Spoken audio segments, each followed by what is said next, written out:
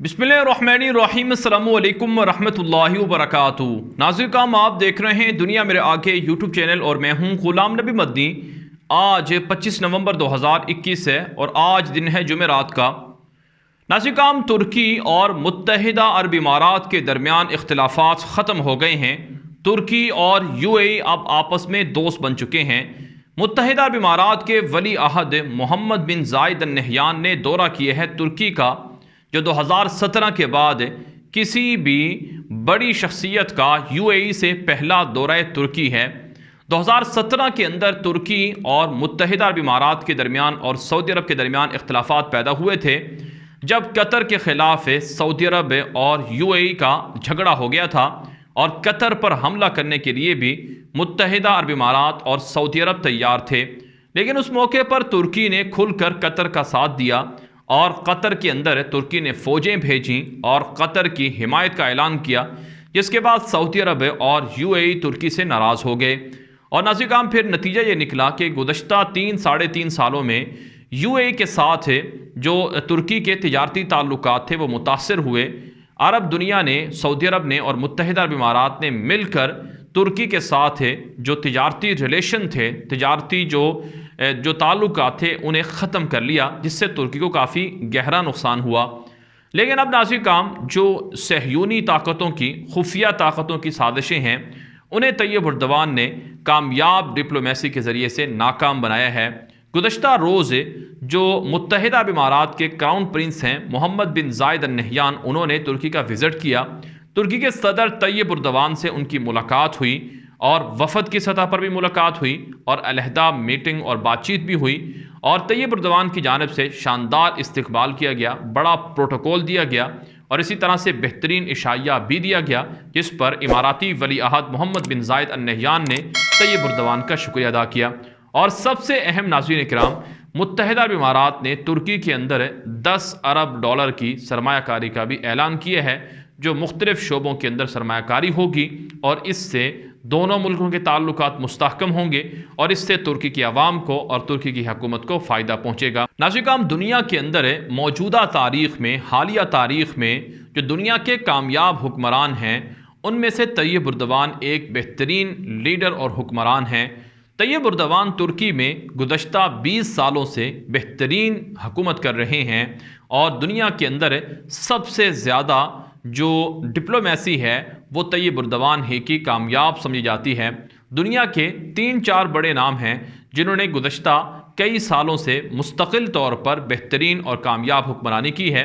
इस पर नाज़रीन काम एक जो चाइना के सदर शी जिनपिंग हैं वो बेहतरीन हुक्मरान समझे जाते हैं, क्योंकि उनकी पॉलिसियों के तसलसल से चाइना दुनिया के अंदर तरक्की कर रहा है। और इसी तरह से जो रूस के सदर व्लादिमीर पुतिन हैं, उनको रूस का बेहतरीन हुक्मरान समझा जाता है, जो तसलसल के साथ है सोवियत यूनियन के रेज़ा होने के बाद रूस को दोबारा से उसका मकाम वापस दिला सके हैं।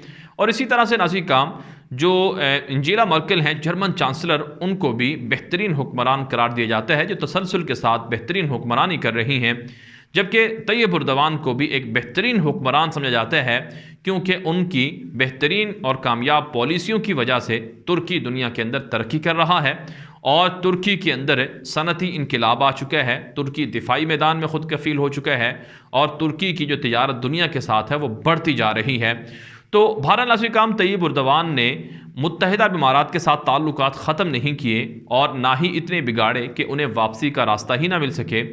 आप जानते हैं मुत्तहिदा अरब इमारात लीबिया के अंदर तुर्की के ख़िलाफ़ लड़ता रहा है। मुत्तहिदा अरब इमारात ने लीबिया के अंदर बागी हफ्तर, जिसे खलीफा हफ्तर कहा जाता है, उसे सपोर्ट किया, जबकि तुर्की की हुकूमत जो वहाँ की मुंतखब हुकूमत थी, जिसे अक़वाम मुत्तहिदा ने तस्लीम कर रखा था, फ़ायद अस-सराज की हुकूमत उसे तुर्की सपोर्ट करता रहा। तो दोनों एक दूसरे के ख़िलाफ़ लड़ते रहे। इसी तरह से नाज़रीन काम तुर्की की जानिब से ये इल्ज़ामात लगाए गए कि पीके के नामी जो कुर्द बागी तंजीम है, जो शाम और इराक़ से तुर्की पर हमला करती है, इसे यूएई मुत्तहिदा अरब इमारात सपोर्ट करता है और फंडिंग बाकायदा मुत्तहिदा अरब इमारात से ही की जाती है। लेकिन इन तमाम चीज़ों को ख़त्म करके तैयब उर्दवान ने पहल की है और मुत्तहिदा अरब इमारात को कहा है कि हम आपके साथ ताल्लुकात बहाल करना चाहते हैं। हमारे आपस के ताल्लुकात के ख़त्म होने से फ़ायदा दुश्मनों को हो रहा है। मुत्तहिदा अरब इमारात और तुर्की के ताल्लुकात की बहाली के बाद अब तवक्को पैदा हो गई है कि सऊदी अरब और जो तुर्की है इनके ताल्लुकात भी बेहतर हो जाएंगे। जमाल खाशोगी जो सऊदी सहाफ़ी हैं, उनका इस्तांबुल के अंदर कत्ल हुआ था और उनके कत्ल के बाद सऊदी अरब और तुर्की के ताल्लुकात में दरारें आ गई थीं और इसी तरह से कतर के इशू में भी दरारें आई थीं। लेकिन अब तवक्कुआत हैं कि सऊदी अरब और तुर्की के ताल्लुकात भी बहाल हो जाएंगे। दुनिया के अंदर जो सियासत है, इस सियासत के अंदर कोई भी किसी का मुस्तकिल दुश्मन नहीं होता है। आपको सियासत के अंदर इतना अपने आप को वसत ज़रफ़ी का आपके अंदर इतना जज्बा होना चाहिए कि आपका अगर कोई सख्त से सख्त दुश्मन भी है, उसके साथ भी आप ऐसी लड़ाई ना करें कि आपको वापसी का मौका ना मिल सके। तैयब उर्दवान की यही बेहतरीन हिकमत अमली है कि वो अपने सख्त से सख्त दुश्मन को, सख्त से सख्त हरीफ को भी अपना मुस्तकिल दुश्मन नहीं करार देते हैं और उसके साथ भी बातचीत और डायलॉग के दरवाजे बंद नहीं करते हैं। तुर्की पर गुज़श्ता 20 सालों में कई बार हमले करने की कोशिश की गई है यूरोप की जानिब से। शाम के अंदर जो गुज़श्ता 13 सालों से जंग जारी है, इसका एक बड़ा हदफ तुर्की भी था कि तुर्की को टारगेट किया जाए, यहाँ पर कुछ बाकियों को सपोर्ट करके और यहाँ पर मलेशियाओं को बिठाकर तुर्की की सरहदों को मुतासर किया जाए। लेकिन तैयब उर्दवान इस इम्तिहान से भी कामयाब हो गए। फिर इसी तरह से 2016 के अंदर तुर्की के अंदर फ़ौजी बगावत की कोशिश हुई, जिसे तैयब उर्दवान ने नाकाम बनाया और वो उसमें भी सुरखरू हो गए। फिर आप जानते हैं तुर्की का मुआशी बाइकॉट यूरोप ने, नेटो ने किया, उसमें भी तैयब उर्दवान कामयाब हुए। अगरचे अब भी तुर्की के अंदर मुआशी तौर पर काफ़ी परेशानियाँ हैं। तुर्की की जो करेंसी लीरा है वो डॉलर के मुकाबले में काफ़ी डीवैल्यू हो चुकी है। तकरीबन जो लीरा था पहले उसके मुकाबले में एक डॉलर के मुकाबले में 7 या 8 लीरा हुआ करते थे, लेकिन अब एक डॉलर के मुकाबले में 12 लीरा हो गए हैं। यानी तुर्की की जो करेंसी है वो डी वैल्यू हो गई है। लेकिन उर्दगान कहते हैं कि हम इन मुआशी गारतगरों का मुकाबला करेंगे और बार बार उनकी तकरीरों में ये बात है कि हम सूदी निज़ाम को ख़त्म करेंगे और हम आलमी जो मुआशी निज़ाम है इसके चुंगल से आज़ाद होंगे। तैयब उर्दवान चाहते ये हैं कि दुनिया को मुत्तहिद किया जाए, बिलखुसूस इस्लामी दुनिया को मुत्तहिद किया जाए। इसी मकसद के लिए तैयब उर्दवान काफ़ी बेहतरीन ज़बरदस्त डिप्लोमेसी शुरू किए हुए हैं। इससे पहले नाज़रीन, मैंने एक वीडियो के अंदर आपको बताया था कि तुर्की दुनिया के अंदर एक नया वर्ल्ड ऑर्डर लाने की कोशिश कर रहा है और इसके लिए तुर्क ज़ुबान बोलने वाले जो ममालिक हैं उनका एक इजलास भी चंद दिन पहले इस्तांबुल के अंदर हो चुका है। और अब नाज़रीन किराम, तुर्की ये चाहता है कि जितने भी ममालिक के साथ उनके इख्तलाफात हैं, उन मुल्कों से इख्तलाफात ख़त्म करके उनको बेहतरीन सफारतकारी के ज़रिए से अपना दोस्त बनाया जाए और उनको एक नए निज़ाम के अंदर मुत्तहिद किया जाए। और यही तैयब उर्दवान की बेहतरीन सफारतकारी है। अफ्रीका दुनिया का सबसे ज़्यादा गरीब समझे जाने वाला सूबा है, सबसे ज़्यादा बर-ए-आज़म है। अफ्रीका के कई ममालिक ऐसे हैं जहाँ पर मादनियात बहुत ज़्यादा हैं लेकिन वसाइल नहीं हैं, लूट मार है, इस्तेमारी गारतगर हैं जिसकी वजह से मसाइल हैं। लेकिन तैयब उर्दवान ने तुर्की को दुनिया का सबसे बड़ा मुल्क बना दिया है जो अफ्रीकी मुल्कों के अंदर इन्वेस्टमेंट कर रहा है और उनको अपने साथ जोड़ रहा है। अब उर्दगान अरब दुनिया को अपने साथ जोड़ना चाहते हैं और इसी तरह से अफ्रीका को जोड़ चुके हैं। एशिया में बांग्लादेश को, पाकिस्तान को और दीगर मुल्कों को अपने साथ जोड़ रहे हैं और इसी तरह से सेंट्रल एशिया के अंदर भी तमाम रियासतें तुर्की के साथ हैं।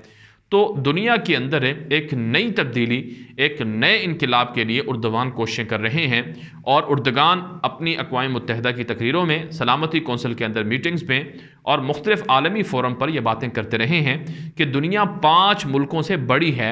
यानी 5 मुल्कों को इख्तियार नहीं होना चाहिए कि सिर्फ वही 5 मुल्क दुनिया के फ़ैसले करें, उनके पास वीटो पावर हो, बल्कि बाकी मुल्कों को भी शामिल किया जाए। कोई मुसलमान मुल्क इसमें क्यों शामिल नहीं है। तो नाज़रीन, अच्छी बात है, मुत्तहिदा अरब इमारात की बहुत सी पॉलिसियों से आप इख्तिलाफ़ कर सकते हैं, जैसा कि उन्होंने इसराइल को तस्लीम किया, इसराइल के साथ ताल्लुकात बनाए। लेकिन बहरहाल मुत्तहिदा अरब इमारात के साथ ताल्लुकात का बेहतर करना और अपने बाहमी इंटरेस्ट को या जो मुश्तरका मफादात हैं उनके लिए एक दूसरे के साथ बातचीत करना, इसमें कोई हर्ज नहीं है। तो ये जो दौरा है जो मुत्तहिदा अरब इमारात के वली अहद मोहम्मद बिन ज़ायद अल नहयान का हुआ है, इस पर सबसे ज़्यादा तकलीफ़ इसराइल को हुई है। आप इसराइल के अखबारात उठाकर देखें, जिसमें इसराइल का मशहूर अखबार हेरिटेज है, इसराइल का अखबार यरूशलेम पोस्ट है, इसराइल का अखबार टाइम्स ऑफ इसराइल है और इसराइल टुडे है और इसके अलावा यदियोत अहरोनोत है, ये मुख्तलिफ़ अखबारात हैं और इनका हम मुस्तकिल मुताला करते हैं। तो वहाँ पर हमें जो आज की जो हेडलाइंस मिली हैं, जो वहाँ की आज की हमें रिपोर्टें मिली हैं, उसमें इस दौरे को इसराइल के लिए ख़तरा करार दिया है। इस दौरे के हवाले से इसराइली अखबारात के अंदर ये बात लिखी गई है कि मुत्तहिदा इमारात ने इसराइल को तस्लीम कर लिया और इसराइल को अपना दोस्त बना लिया है, इसराइल के इत्तेहादी बन गया है। लेकिन जो इसराइल के लिए सबसे बड़ा दुश्मन तुर्की है, उसके साथ यूए के ताल्लुकात बहाल हुए हैं, जिससे अब इसराइल को डरते रहना चाहिए। ये प्रोपेगेंडा इसराइली अखबारात के अंदर किया जा रहा है। इसी तरह से भारत के अखबारात को आप उठाकर देखें, भारतीय मीडिया को देखें, वहाँ पर भी इसी तरह का शोर शराबा हो रहा है।